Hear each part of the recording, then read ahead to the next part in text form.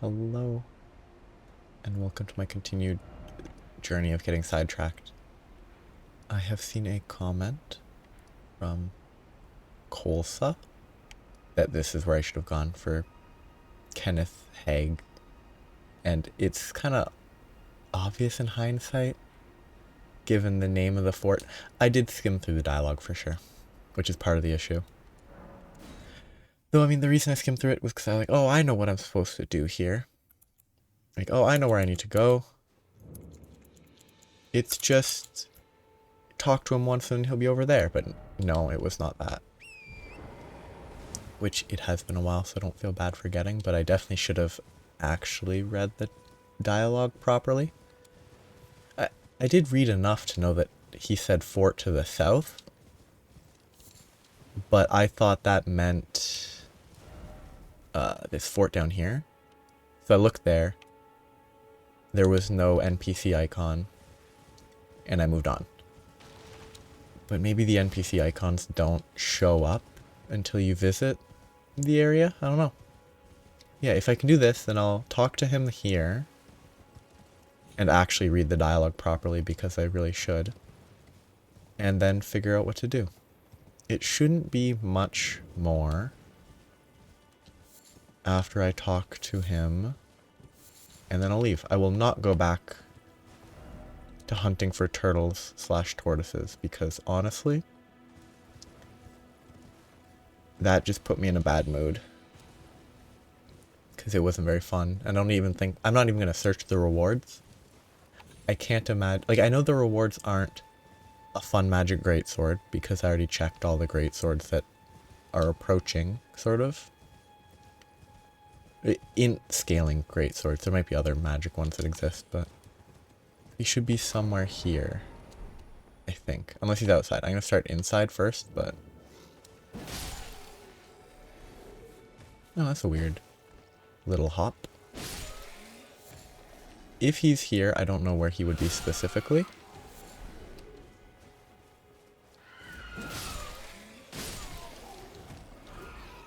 I don't know. Wait. Has this play? Oh yeah, because he was gonna talk with the, what's the term? Beastmen? It's different than when I was here before. There's no one throwing explosives at me. Light? Best item in the game. That I have not been using as much as I should. Yeah. Hopefully this will let me locate Kenneth. And then after I find Kenneth, I can move on. I remember this. I remember him standing right here. Ah, you, is it? Is this where he's humbled? I suppose you must have seen it by now, yes. The sorry state of my fort. Oh, indeed, it is a foul fate for a land to be without a ruler. One must be found with haste, and not that awful Godric, but a true and stalwart lord of the proper lineage to take the reins of Limgrave. This is where he's gonna be at. I'm sorry to have lifted your hopes, but I haven't the authority to raise you to knighthood as things stand. But now, Sorry. I must begin my search post-haste for a true and stalwart lord of the proper lineage to take the reins of Limgrave. I must begin for a true... Yeah. Maybe now? Okay, I'm gonna save quit here. He's probably not gonna be here anymore, and then maybe he's gonna be at Godric's location? And if he's at Godric's location, then maybe now I go to Nefeli Lu. She has lineage, I believe. Maybe. The whole Lu thing I'm uncertain about.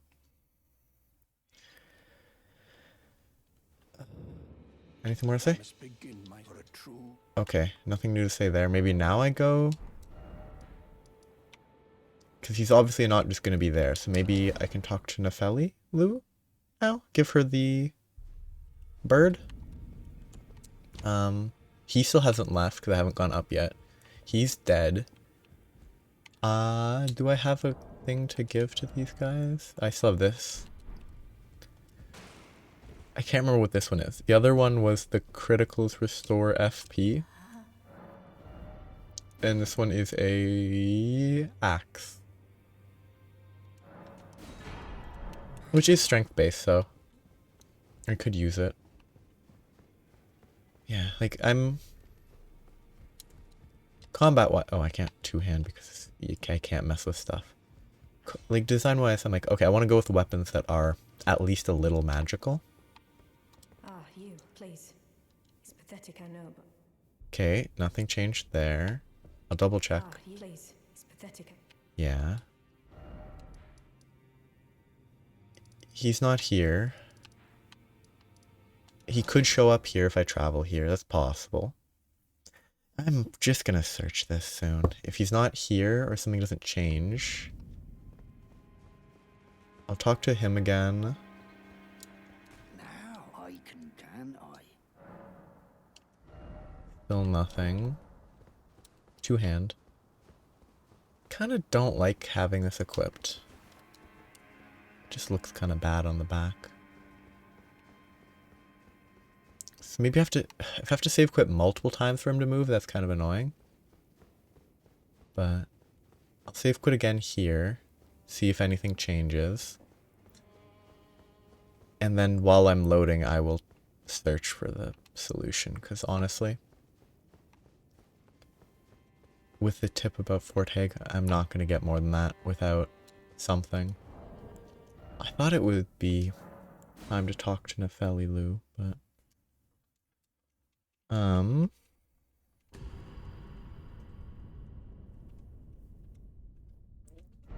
Button mash, button mash.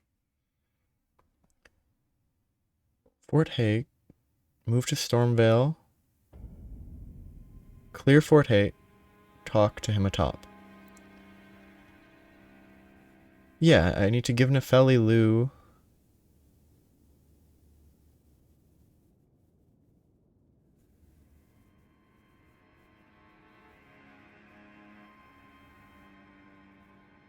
So... Oh! I have to talk to... Because I don't want to talk to him because he's obnoxious. You know, you want to roleplay at least a tiny bit. I'm not big on roleplay. You want to roleplay a little, so I don't want to talk to him about anything. But I need to talk to him about the potion. Is that potion bloody Celivis? Oh, I won't interfere. The round table has no code. But I ask you this. Are you really going to do the bidding of that twisted dolly botherer? Or would you rather hand that potion to me and see if... I would rather not hand it over, but I guess I won't use it on Dung Eater. Because that would cause even more delay. Because... yeah. I've already gotten the Dung Eater puppet once before, and I'm not going to get the Blessing of Despair ending. Oh, but if I hadn't gotten the potion from Celivis, I wouldn't need to talk to Gideon Ofnir about the potion. Good. You go and see Celivis. Just tell him that you tricked your mark into drinking the potion. As despite knowing next to bloody nothing, his inevitable display of arrogance will certainly be a sight to behold. You've already heard. Indeed. It seemed the whelp harbored suspicions, so I had no further use for her. Honestly, what a man to do. A determined plebeian is more wicked than an omen horn, quite frankly. I suspect that's just what the Queen wants. A dose of ambition to incite the tarnished. That should be it. I don't know. I know it doesn't actually have any impact because everything just sort of happens. But I just don't want to share info with Gideon Ofnir because he's very Ah, you. cocky. Please. It's pathetic, and... So you know already, do you? Right. It's true. My father cast me out for indulging my emotions, forgetting the mission, punishment for offing his pawns. Lord Gideon has offered me guidance all my life. I would have done anything for him, to place him on the throne of Elden Lord. And yet though it was not my intent, I betrayed him. And I can no longer trust in Father. To think he'd order his men to enact such tragedy. Where is the justice he purports in that? He once told me that if he became Elden Lord, he would never allow the downtrodden to be cheated ever again. Was he simply lying to me? No. How could I say that? Father has always given me his guidance. And now, I've lost it. Is that ash? I can smell the ancient storm in it. My thanks. I'll gladly take it. I don't feel the presence of spirits, let alone see them. Still, this ash, it reminds me of my first hawk. Thank you. In this ash, I can smell the ancient storm. It reminds me of my first hawk. I think that's it. In this ash, it Yes. reminds me. So now I can go here maybe? Maybe I have to save and quit.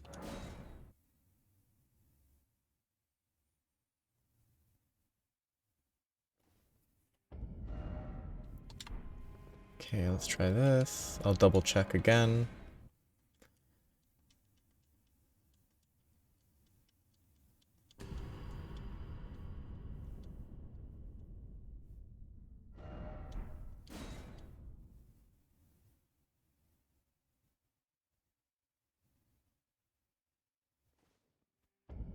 Okay, I am not. I'd have to go talk to him again, maybe? Okay, I had a thing open. I'm gonna open it again. I'll open it slowly. One list seems to suggest maybe I just need to rest at this grace? Maybe? No. Oh, is there a person over there? No. It's also slightly fiddly. There must be something that I'm missing in Nefeli's quest line. They've given her the ash. Questline, Lord Limgrave. Morgott? Okay, so I think this is it. He will not move here until I do the stuff in Landau. I think he doesn't move until I'm done in Landau.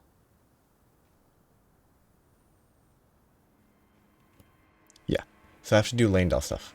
Perfect. That's all set up, and that can be finished after I get through Morgott.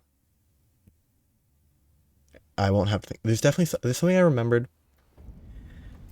Something in this area I forgot about. This I have to do more here. I know that, but kind of I want some more variety. So I'll go back to that later. Because I haven't fought the... I think by now I could have fought the double gargoyles. Maybe I'm misremembering though, but I'll go back and try to locate the map at least later. But for now it will be this ascent to the... I believe it's the Atlus Plateau. And it will be pretty easy, so... It'll be a nice time to talk. And like... Something that I've been meaning to talk about, just because it's semi-relevant, is just sort of how people's impression of their voice is different. Like, everyone that's heard a recording of their voice knows that it sounds different than what... Like, the recording sounds different than what you hear yourself when you speak. I should get this out of my bar. And... as part of that, there's the side effect of, well, the reason that happens is because, like, what you're hearing is the vibrations in your jaw, as opposed to the vibrations in the air, I believe. I mean, probably partially vibrations in the air, but you also get the vibrations in your jaw and skull that then causes the sound that you hear. So it's automatically different. But it's interesting, 'cause I think I read somewhere, whether it's truthful or not, I don't know. I should really... Come on. Oops. I don't know whether it's true. It was on the internet, so it's not necessarily true. But I read somewhere that there's like a tendency to dislike the sound of your voice. Oh, I thought it was going to go down. To dislike the sound of your voice in a recording because it's a mismatch from what you expect. That might be worth exploring. I'm really not sure. Oh yeah.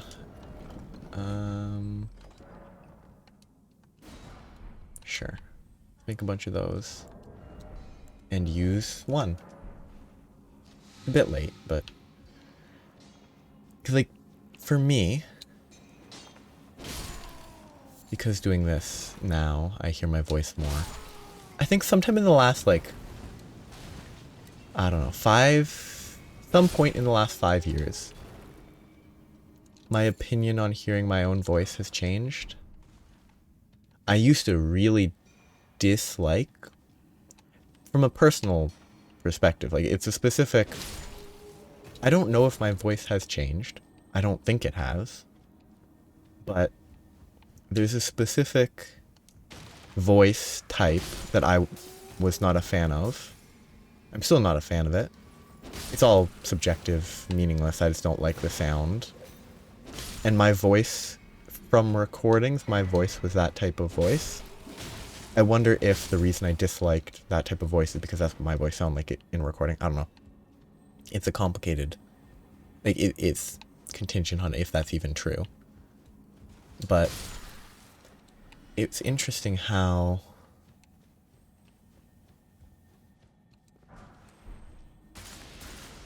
I wouldn't be surprised if my voice hasn't changed. It's just my perception could be different. It's going to explode. I don't know enough about the topic, but it's all very interesting, the whole perception. I imagine anyone in the modern era has heard their voice recorded.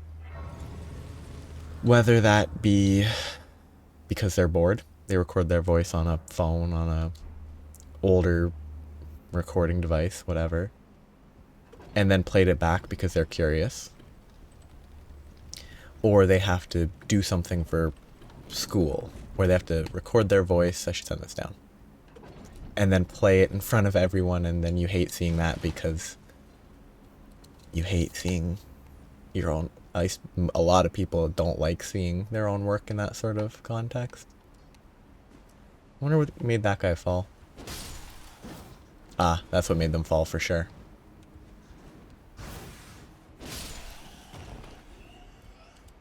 Well, yeah, I want to say, this is one of the things that Elden Ring kind of ruins in Dark Souls 2. Because Dark Souls 2, I don't think you can swing in opposite directions. So if you get used to that from this game, it really makes it rough when you're trying to adjust on the fly. It's just noteworthy. Yeah. Just thinking about it, and not this, thinking about other stuff. What do I drop here? Just thinking about how subjective everything is. It's always fun, you know? Like, it's kinda... I think my opinion... Anything that's purely an opinion-based thing, no one's individual opinion matters. Like, it's a scenario where I could say, I think Dark Souls 2 is fine, and if people disagree, people disagree. If I say Elden Ring is... If I say Dark Souls 3 is better than Dark Souls 1, that's a subjective opinion. There's probably some things where you could say objectively Dark Souls 3 is better than Dark Souls 1 because of crashes or something. I don't know if that's true, but there are objective measurements. But the thing with subjectivity is that some people can struggle to know what's subjective and what's objective. They can take their subjective opinion and view it as if it's objective fact, and that is annoying. But I imagine that has... yeah. Obvious. That has... like, that's just how people's attitudes behave. Like anything that's purely a subjective opinion, I think generally I'll be like, okay, yeah. I would not care much about someone's subjective opinion on a topic because it's subjective, and I recognize that it's subjective. Whereas anyone that takes... this is a totally sidetrack that I'm going to get back to something else, but I think anyone that takes offense at something that is 100% subjective probably is more likely to view their own opinion as objective, even if it is subjective. Kind of an interesting thing. But what this is, the reason I'm thinking about this is a lot of experiences are subjective. Like, actually this is kind of a side thing, but I was watching a clip on the QI TV show's YouTube channel where they talked about synesthesia briefly, and how there was some, I assume they were a famous musician, but there was someone who apparently thought that before a concert, presumably like a classical concert, the lights went out so that the colors could be seen better. Because with synesthesia, all types, some people with synesthesia, you hear a sound, they see a color. There's a link between the audio and visual, sort of. And like, they would assume that that's why it's done, because they have no reason to doubt that other people see stuff differently. So the subjective experience, you assume that is objective of what everyone else experiences because you have no reason to assume otherwise. You're a kid. You assume everyone is more or less the same, experiencing a similar world. And it's kind of an interesting fact that everyone needs to come to terms with in their life, that not everything's the same for everyone. Oh, that chopped off an arm. Like, and not even for that type of thing. But then, it always, in my head, comes back to, is, like, the idea of, is the red that I see the same red that everyone else sees? Like, realistically, because of physics, it probably is the same, but brains interpret information, like, the color you see is the brain's interpretation of what the eye takes in. So even if the eye takes in the same thing, maybe it's possible that the brain interprets it differently.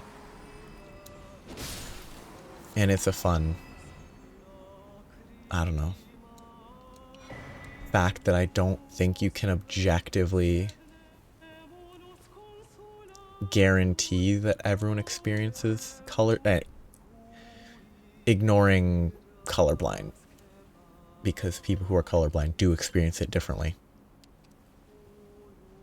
And though people who are colorblind does suggest, I believe, it supports the idea that everyone experiences the same color, I think, because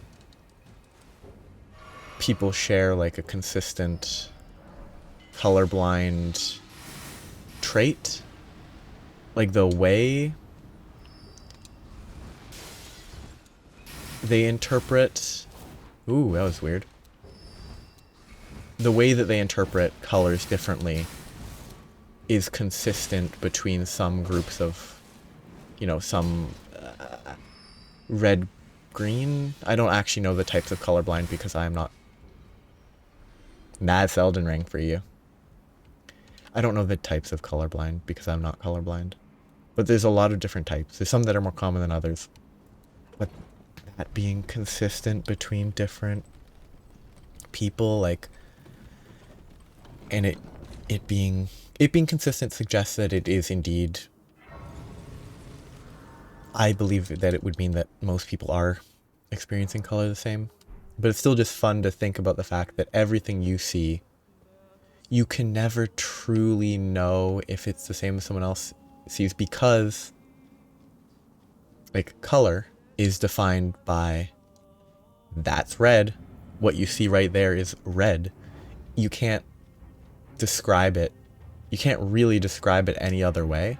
You can describe it scientifically, but that doesn't mean anything when you are trying to describe what something looks like to an individual. And it's like, oh, you can't imagine a color that doesn't exist. And apparently, I don't know if it's true or if it's like a myth, something about dreaming in black and white before color TV existing. Like,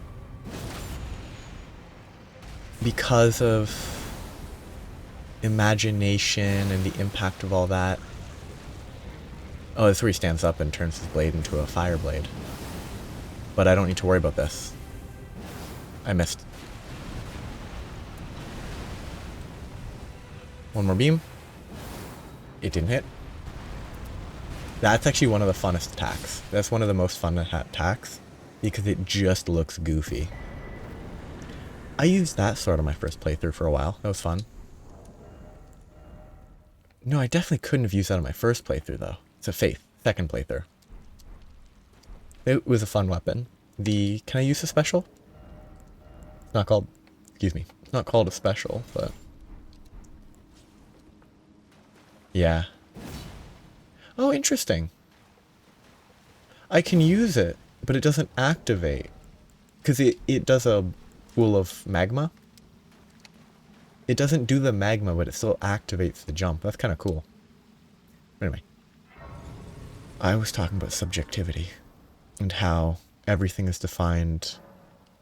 Like, the perception of red is defined by that's red. And how you can't have colors, and then I talked about... That's a pit. And then I talked about how... Maybe... I don't know if it's true. I could actually check it, because it's going to take a little bit, probably. But...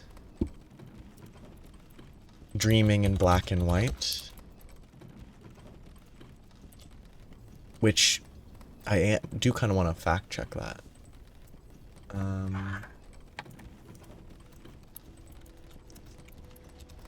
It could just be, you know, the classic read something on TV forever ago. Oh yeah, like this, if you search dreaming in black and white.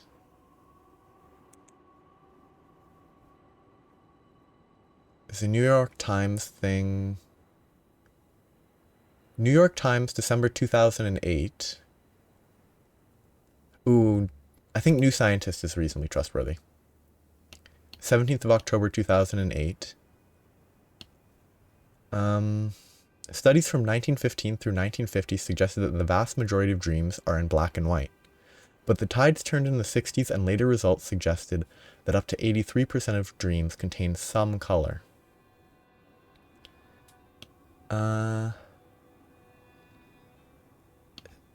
University of Dundee tested something. Only 4.4% of under 25's dreams were in black and white. Over 55's who'd had access to color TV and film during their childhood also reported a very low proportion of just 7.3%. Over 55's who only had access to black and white media reported dreaming in black and white roughly a quarter of the time. So there is supposedly, it's referencing a journal, consciousness and cognition. Do we only dream in color? A comparison of reported dream color in younger and older adults. And like, it's so cool that the media consumed influences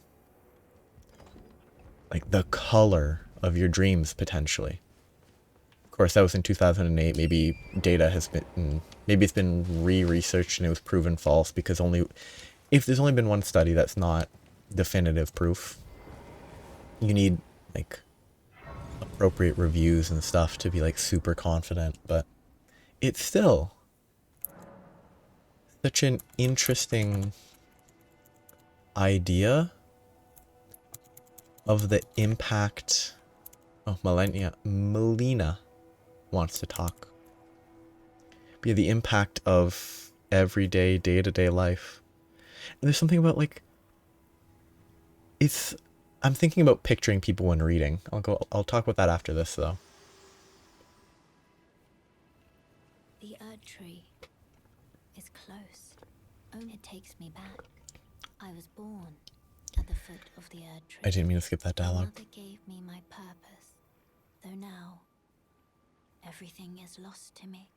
I have to ascertain for myself the reason for Which I live, burned modulus. Okay, that's it. I should level up. Shall I let my Turn runes into share strength. with me? No, I need 8k more. How much does this give, please? 10k? 5k. Hopefully these are... Okay, one more. Unless I did my math wrong. I might have done my math wrong. So it's very easily possible. But... 38, 38. So now, if I want to, I can equip this without the sword seal. So I can take this off if I so choose and still wield this weapon. And this weapon when two-handing, but this weapon's more important. Oh yeah, the difference in magic is it is stark, but if I need to fight something that's resistant to magic, the runes will be better. Though the runes would probably be worse than something else. Yeah, I want to kind of see. This needs 20 dex. Axes need high dex compared to other. I'm going to re-equip the sword seal though. This is fun. Okay. Now is where I am lost. I don't have a map. The map's probably over here. I'm going to beeline for a map. I just climbed all the way up here, but you know what? I kind of want to just go ride the lift up right away. But I was going to talk about picturing stuff. Like, for me, it's kind of interesting when reading. I don't really picture characters. Like,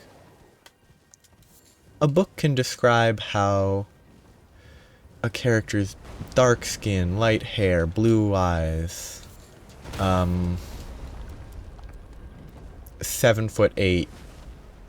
The only things that will keep it in mind is basically their generic, like their silhouette. I don't picture characters as a silhouette, but I don't actually picture... What? That can't be right. It might be, but it shouldn't be. Like, I don't picture characters with hair color. I just picture... I guess it's a weird way to phrase it, but sort of... It's not quite right, but I picture characters by their role. Like, if a character is... spooky assassin, then they look like a spooky assassin. if they're grizzled old man, they're a grizzled old man. Which does come to be a flaw when the character's personality is grizzled old man, but they're like 22. Which kind of means that I don't picture them at all how they probably are, but... Spoken echoes of Queen Marika linger here as well. well. Shall I share them with you? In Marika's own words, the Earth Tree governs all.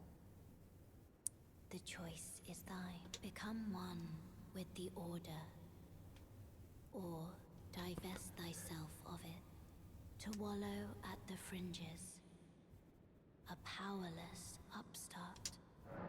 Fun. Yeah, now I'm gonna ride this up. Oh, I almost jumped. I need to get here. Take the lift. Talk to Volcano Manor woman after I find a Grace here. But yeah, like, what's funny is reading, when I read the Percy Jackson series of books, I don't really picture the characters effectively outside of any like art that's given. But even when those movies released, because I'd read the books a couple times, the first movie was terrible. And because it was obviously terrible. I don't think I even read it somewhere else. I was like, even the female lead character, can't remember her name from the book. The only characters whose name I can remember is Percy, Grover, and by extension, obviously, the gods of Olympus. I think Grover was one of the characters. The goat guy, who was sent to watch him in his school. Can't remember. Too specific because it's been a while. But even from that, I was like, Annabeth? Maybe? The female lead character was like wrong hair color, wrong eye color, wrong everything. Just the character did not match the visual design, probably because the visual design was somewhat relevant because of the connection to Athena. That's a lot of damage. Each of those hit for 3k. That's crazy.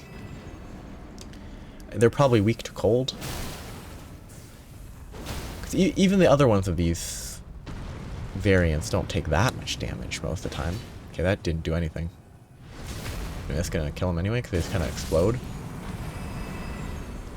But yeah, even if I don't picture characters effectively, that character just felt wrong even then. I think, like, whichever actor played Grover, if that was... I don't even know if Grover is his name. Grover's the name stuck in my head. But the actor playing him was, I think, perfect. Like, I think visually, the way they played the character fit super well. Though that could be because they had goat legs, and so kind of the key element that helps sell the character. Anyway, yeah, it's kind of fun. Like, I'm fairly confident that... Oh, wait, I didn't check if there was dialogue. I just want to rest so I could go talk to the Volcano Manor. Okay. If there was, I missed it. But I don't... Like, I know that there are people who can't imagine faces. But I think for me, it's not that. It's just I don't bother. I've been waiting for you. I knew you had the stuff of champions. I hereby invite you. Take my hand. Sure. Give me your hand. I will pray that you follow the same path as Lady Tanith. I am not gonna save her. The whole quest to save her is kind of obtuse.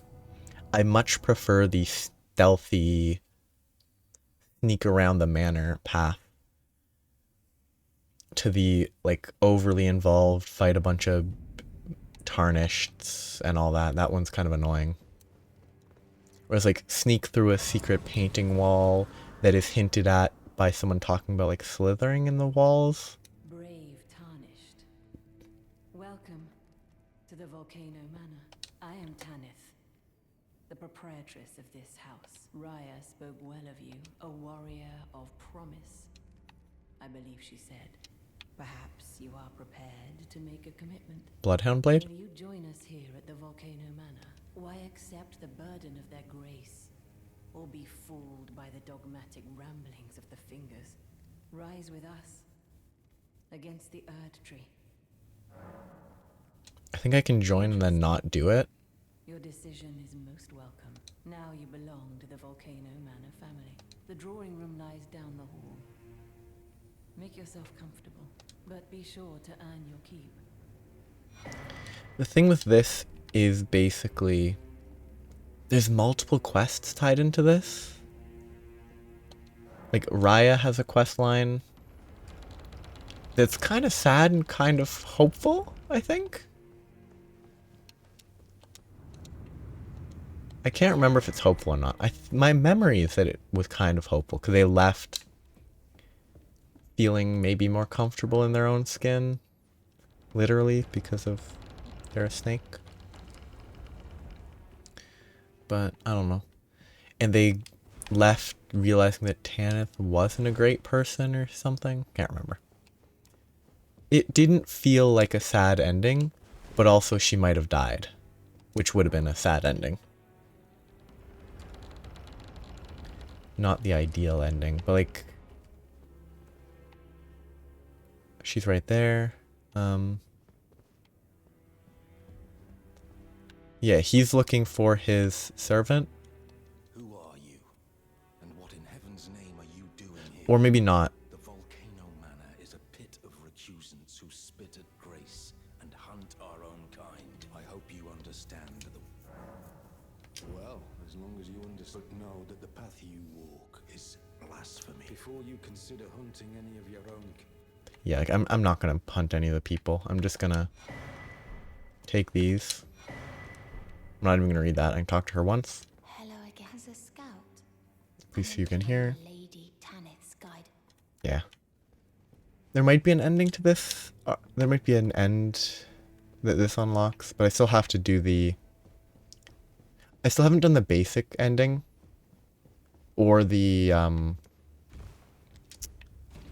ending with Gold Mask. So I need to be prepared. I'm going to do the Gold Mask based ending probably, which will require me to follow a guide for sure. But come on, where are you? Took you a while.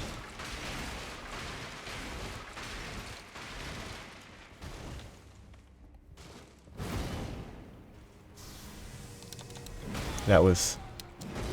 I took too long to use the weapon buff. I mean, that's very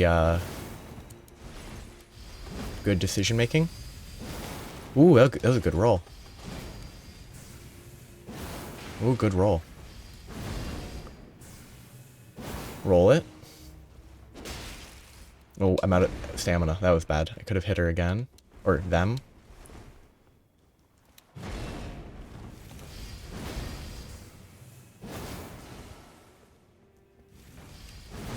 I need to be in a less awful position. I could just bait an attack and work with that. That went well. I played very poorly, but it went well. Giza's Wheel. I think this is not... it's a pure strength weapon, but it also just bleeds, so it's also inherently kind of arcane. It is strength and dex. It's not like... It doesn't have scaling outside of blood loss. So I could use it for a bit for fun. Wouldn't be a total waste of time. I'm glad it didn't die. I actually half expected to splat right there. So. That I don't think is... I'm going to do this stuff over here first. I'll go back to Volcano Manor after I get the map. I want a map of the Atlus Plateau. Just because I hate not having a map. Visually, not having a map is just feels off. So I'll hunt for the map. Once I have the map, I will focus on Volcano Manor, which I might get the map there before I go back into Volcano Manor. But the map there I think is kind of awkward because it's very vertical in this section. But that will be next time. Lanedale Royal Capital is not too far. And the the Falling Star Beast somewhere up there. It's going to be a rough fight, is my guess, because I'm bad at fighting those. There's at least 3 variants of that. There's, I think, a fully grown one. There's the one up there that I don't think is fully grown. Then there's one off to the side of a road that is explicitly not fully grown. But yeah, I'll continue exploring Atlus Plateau next time. First thing will be getting a map. And then second will be Volcano Manor. And getting the map there. So, I'll have a nice day. Bye-bye.